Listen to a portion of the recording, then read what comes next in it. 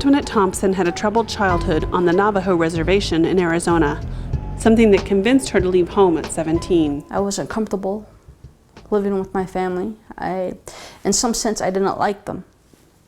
I didn't like the way they spoke to me or about me. And it wasn't just my initial family, it was my entire family. I felt like an outcast, like I didn't belong. And then as soon as I got done with high school, I kind of cheated my way through high school. I got done early. I got done with high school in September. And I took off. I left. I left when I was 17, and I never went back. She struggled with alcohol and drug abuse after leaving the reservation.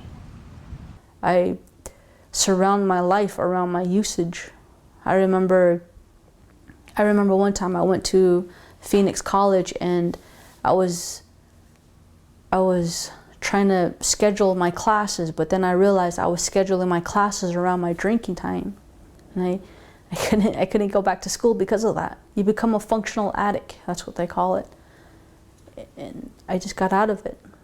4 years ago, she decided to clean up her life. She stopped drinking and using drugs and started painting. I decided to just completely stop the drinking and the drugs and just completely get away from it. I had a huge impact and a huge influence that I like to keep personal. That one's for me.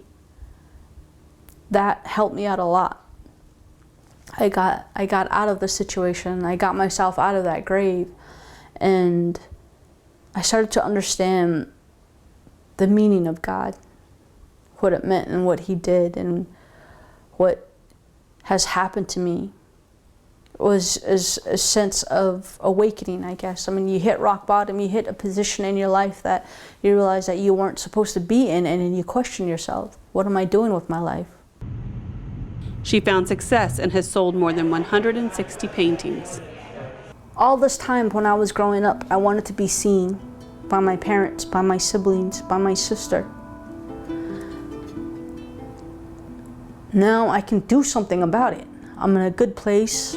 I can see myself doing something, and I just want to get recognized. And I think that's what the message is, because like I said, you grow up on the reservation, you're surrounded by so many people, and then you end up at your uncle's house or your aunt's house or your grandma's house, and they drink or they get angry, and then you're in the middle of it and you're just a kid. And I grew up not being a good kid. I was in so much trouble when I was a kid. I got into fights, I was in jail, I stole a truck, and I damaged pretty much any vehicle that I had. And I dropped out of school, but now I'm here. And I think the message is just basically to the people who thought I wasn't gonna make it, probably. I mean, there's always a chance, an opportunity to turn something around. I mean, you saw me 4 years ago, and I was in the pits and I wasn't nice, but look at me now. I can create something.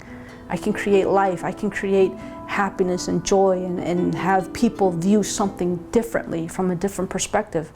And I can't really say if it's a message, but I just want to be seen. I just want people to notice me and recognize me and say, that was that kid. That's that kid that did all of this stuff, and that's her. She's in the newspaper, she's doing an interview, she's in New York. That's crazy, that's insane. Maybe the message is to all those kids who think that they don't have a chance, that you can actually turn yourself around. You can make something great out of yourself and for your family and for your friends, and just be different, stand out. Johnson says her painting is more of an emotional release than a targeted message, but she hopes others can learn from her. Much of her paintings are influenced by her life on the reservation. It just reminded me of home.